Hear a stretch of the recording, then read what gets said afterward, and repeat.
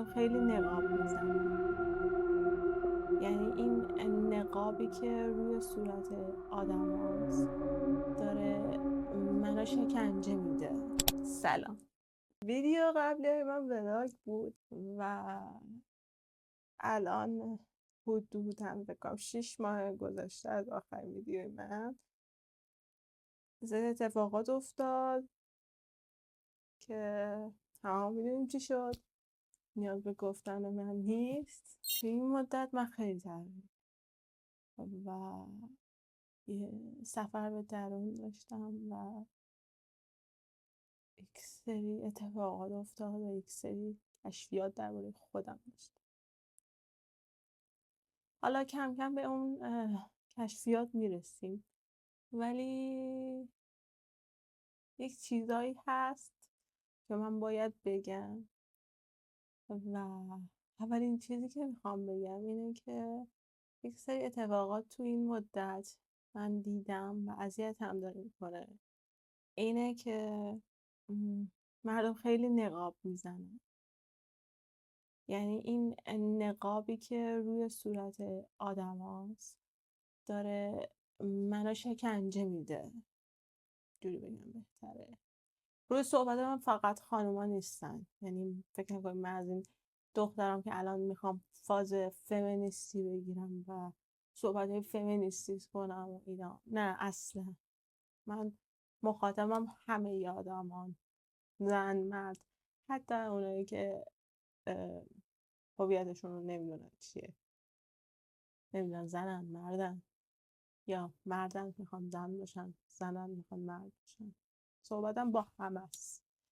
این نقابایی که روی صورت مثلا میگن که دختر خوب دختریه که عصبانی نشه، خشمگین نشه، بیادب نباشه، فحش نده، اینجوری نباشه، اونجوری. پسر خوب پسریه که نمیدونم گریه نکنه، نمیدونم این کار نکنه، اون کار نکنه. هزار تا حرف برای پسر خوب هست، هزار تا حرف برای دختر خوب هست. و اگر یکی از این کارا رو انجام بدی دیگه به چشم جامعه، خانواده، همکارات، همه تو بده میشه. و اگر انجام بدی تاب و شکم میشی. یعنی این مدت خودم چشم دیدم این حرکتو. یعنی من یک سری حرفا میزدم که همه اینجا بودن حرف دل ما رو زدی ها، ولی ما رومون نمیشه این حرفا رو بزنیم. و من اینجوری بودم که چرا؟ این چراه انقدر زیاد شد که دنبالش گشتم که چرا آدم ها. به این رسیدم که آدم خیلی نقاب میزنن. یعنی این نقابه انقدر سنگین شده توی مخصوصا ایران، حالا کشور دیگه هم همینه ها. یعنی اینکه یونگ دربارش صحبت کرده و این نظریه پرسونا رو داده. پرسونا یعنی چی؟ یعنی اینکه میگه آدم ها نقاب میذارن که توی جامعه یک سری رفتارها رو انجام بدن که با جامعه همانند سازی کنن خودشونو.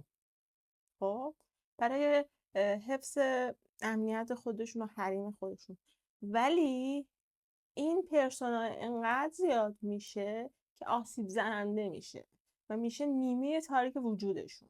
نیمه تاریک که میگن هی کتاب میاد بیرون، نظر شده کنفرانس و اینا از پرسونا میاد.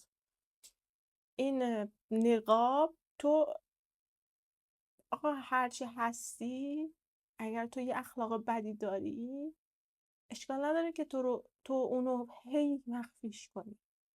صبح تا شب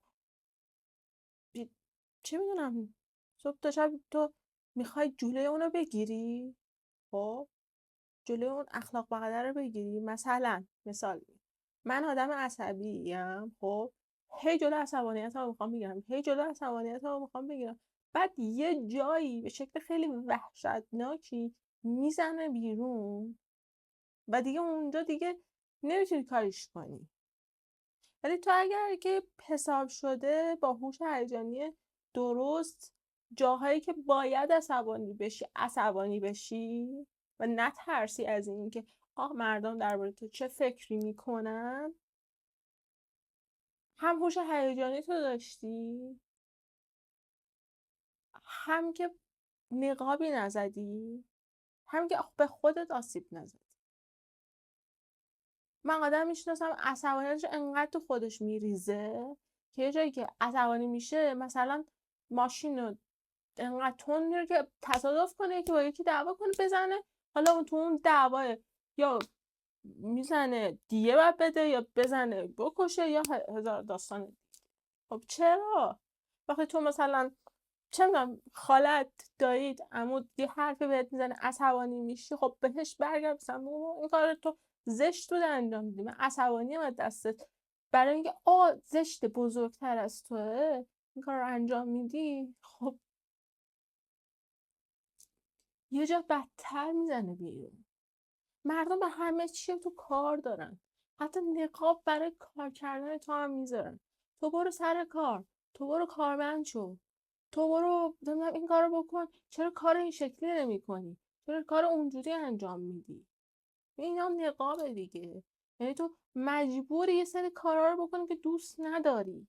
بعد مثلا کارمند میشی، بعد مثلا تو آدم کارمندی نیستی، خب میری کارمند میشی، یه روز حالت خوب نیست ولی مجبوری بری سر کار، بعد مثلا همکارات میگن که او این چه آدم عصبی، یا مثلا این چرا همش حالش خوب نیست. خب حالش خوب نیست، اون آدم این کارا نبوده، مجبور شده به خاطر این که نقاب گذاشته بوده بیاد سر کار و تحمل کنه این شرایطو.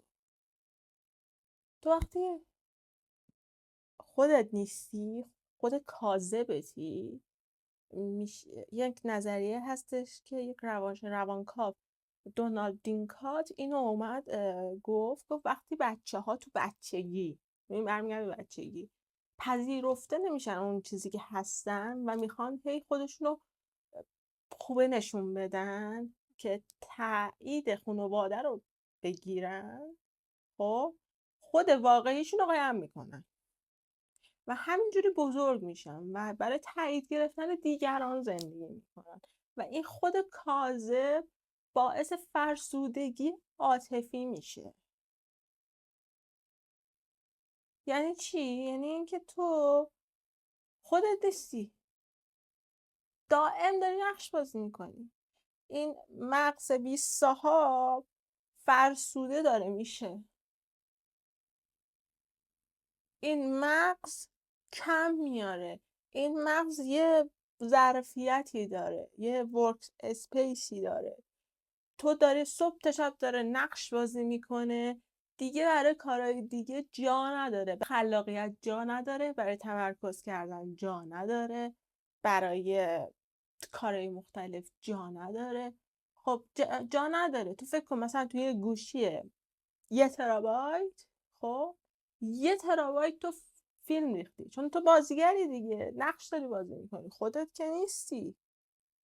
داره به مردم میگه وای من ببین چقدر نایسم، وای من خیلی خوبم، من با آدم، وای دختره چقدر بی‌تربیت بود، حرف بد زد، پسره رو نگاه کن چقدر عصبیه، چقدر فلانه، من خوبم، من دیسیپلین دارم، من فلانم. او داره واقعی زندگی میکنه. بعد اونجاست که مثلا میبینی یه آرتیستی یه جورایی مثلا دیگه لباس میپوشه، خب یا یه جورای دیگه حرف میزنه. مثلا مثال خیلی واضحشو بگم، صابر ابر لباس مثلا پوشید اومد تو گالری، یک لباسی که طرحش به سبک لباس مردای قدیمی کره‌ای بود فکر کنم اگه درست بگم، و همه مسخرش کردن تا این چیه پوشیدی، این چیه؟ آقا اون خب نقاب نداره، نقاب نداره، اینو دوست دارم بپوشم، اینجوری دوست دارم جلو مردم بیام. شاید اونم نقاب داشته باشه، خب ولی همینقدر فهمیده که بابا هر جور دوست داری بیا و مردم هر کاری کنی مردم حرف میزنن. تو موهاتو کوتاه کنی میگن حیف نبود موهاتو کوتاه کردی، موهاتو بلند میکنی میگن پایین موهات نمیدونم فلان شده کوتاش کن. پسره میره سر کار بابا صبح تا شب سر کاری، کی زندگی میخوای بکنی؟ یا به کی کار نمیکنه یا کارش سبکتر، نمیخوای خونو زندگی تو جمع کنی؟ کی میخوای زن بگیری؟ پس با این مدل کار کردن کی میخوای کار زندگی جمع کنی؟ چی که چیشه؟ تشکیل چی؟ حالا من میخوام از مضرات این نقاب زدن بهت بگم. یکیش که گفتم فرسودگی عاطفی، یکیش افسردگی پنهانه، اضطراب اجتماعیه، پوچی، تنهاییه. افسردگی خاموش و اضطراب اجتماعی هم که ماشاءالله تو ایران الا ماشاءالله زیاده. خب چیه؟ یارو میاد میگه که حالم خوبه، خیلی خوبم. ازش میپرسی خوبی؟ میگه خوبم، من قویم، من فلانم. وای تو چقدر بابا قر میزنی. بعد همون آدم تو خودش که هست داره فرو میشه. همون آدم میبینی دست به یه کاری میزنی که الان نمیتونم اینجا اسمشو بیارم. اضطراب اجتماعی میگه تو اجتماع جلو 4 تا آدم که میشینه پته پته میفته. چون انقدر نقش بازی کرده میترسه یه وقت من خود واقعیمو نشون بدم، نیان بهم دربارم حرف نزن. وای اینجوری نکنن، حرف بزنن، اصلا دربارت حرف بزنن، اصلا پشت سر تو حرف بزنن. چی میشه؟ اصلا کیان آدما؟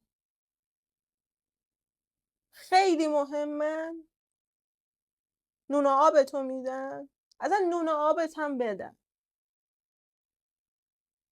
یعنی از خدا بزرگترن. خدا روزی دست یکی دیگه است و تو درگیر یکی دیگه ای.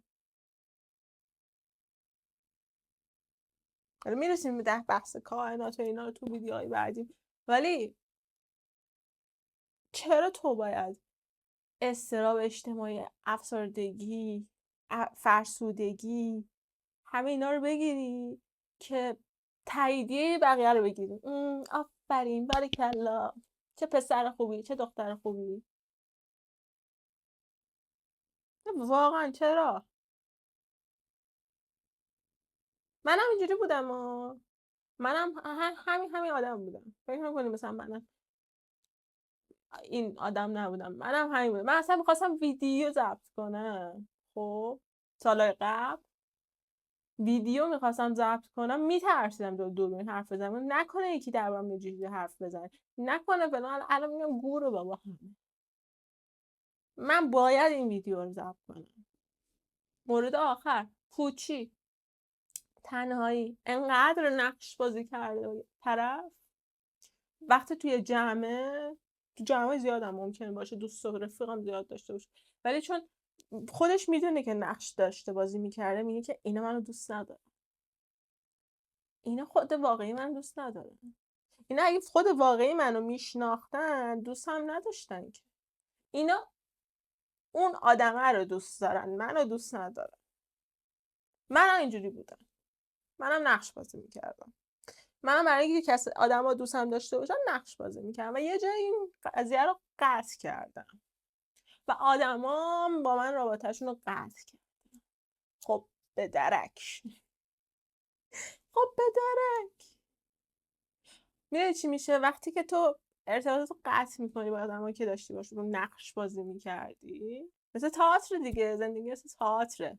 تو جامعه شناسی هم میاد درباره همین نقاب زدن میگه زندگی تئاتره، آدم‌ها دارن بازیگری میکنن. خب هی همه نقاب گذاشتن دارن نقابشون رو بازی میکنن اینا. تو وقتی نقابه رو برمیداری و میگه بابا بسه دیگه، من دیگه نمیخوام تو این تئاترتون بازی کنم، آدمایی میان توی زندگیت که تو رو بدون نقاب دوست دارن. دوست داشتنهای واقعی رو تازه میفهمی. یعنی تا قبلش علکی ها رو میدیدی، نمایشی ها رو میدیدی، بعدش تازه میفهمی که کی واقعا دوست داره. بلا اینکه تو همش 3-4 نفر دورت بمونه، همون 3-4 نفر بسه. چیکار میخوای بکنی؟ 100 نفر نباشن، 2 نفر باشن دوست داشته باشن واقعی. نیمه تاریکتون رو دوست داشته باشی. من نیمه تاریکم خیلی دوست دارم. خیلی دوست داشتم. لالا میگم فکر کنید فاز از این مدل‌های روانشناسی برداشتم که میان چیز میکنن، مردم ارشاد میکنن. نه، من خشمم رو دوست دارم، من عصبانیتم رو دوست دارم، من بددهنیم رو دوست دارم. میدونم آدم بددهنی، خیلی بددهنی دوست دارم. وقتی فوش میدم لذت میبرم، حال میکنم. اصلا اینستاگرام منو دنبال کنی جای فوش میدم که بقیه حال کنم. مینویسم اینو که ببین اگه نتونستی تو فوش بدی، من جات فوشه رو دادم. ولی من شجاعتم هم دوست دارم، شجاعم. جاهایی کارایی کردم که کسی نتونسته بود.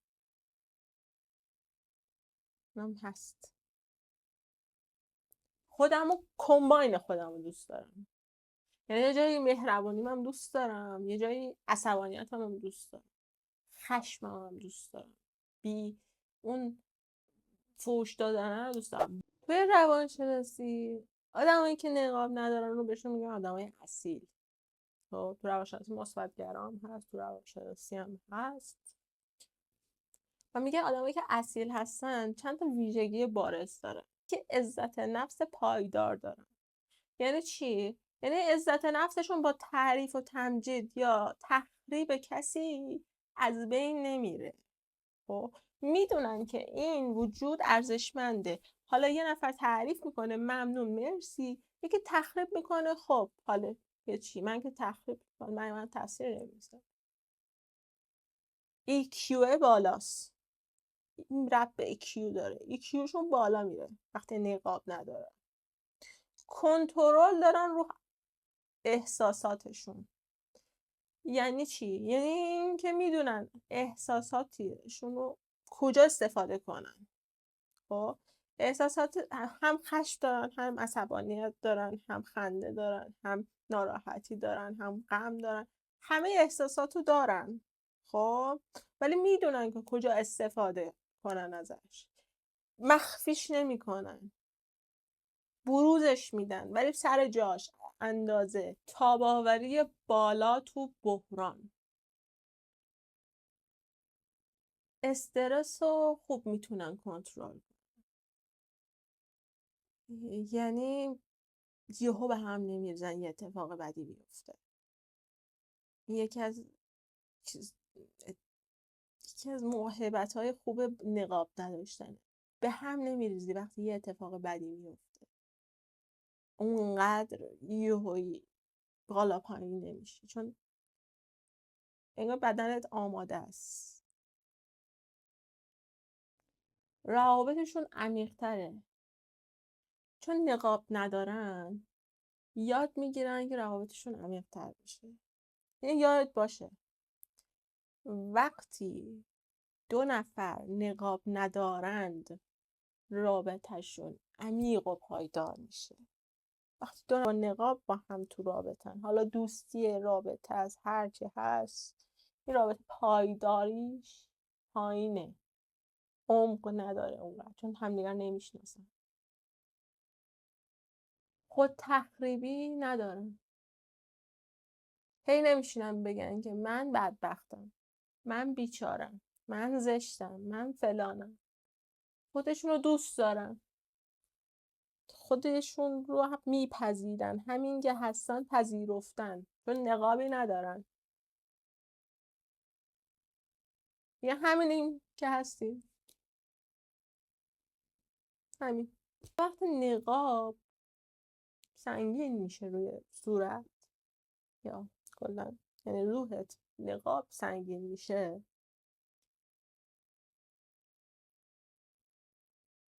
پهنای باند مغزیت، پهناباند مغزیت کاهش پیدا میکنه. یعنی چی؟ اینو میگم ببین چقدر تو اطرافیانت هست. میگه وقتی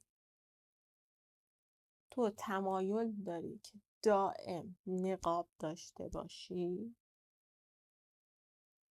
ظرفیت ذهنت هی کم و کمتر میشه. به خاطر چی؟ به خاطر اینکه یک خودسانسوری داری، دو مغز دائم در حال پیش بینی اینه که سوتی نده.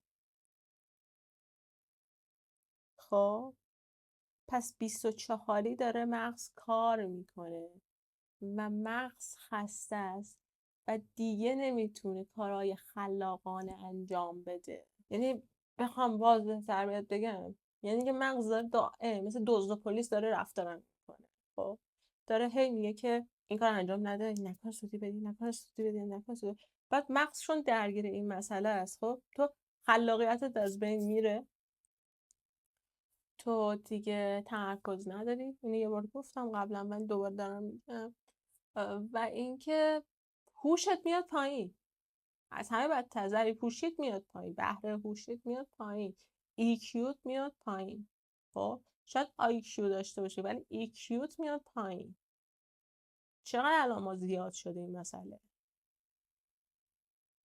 انقدر آدم ها هی درگیرن که آبرمون چی میشه و نمیدونم این چی میگه اون چی میگه. بعد خلاقیت داره تو ایرانیا صفر میشه دیگه. قدیما هنر نزد ایرانیان بود و بس. الان هنری نمیبینیم آنچنان.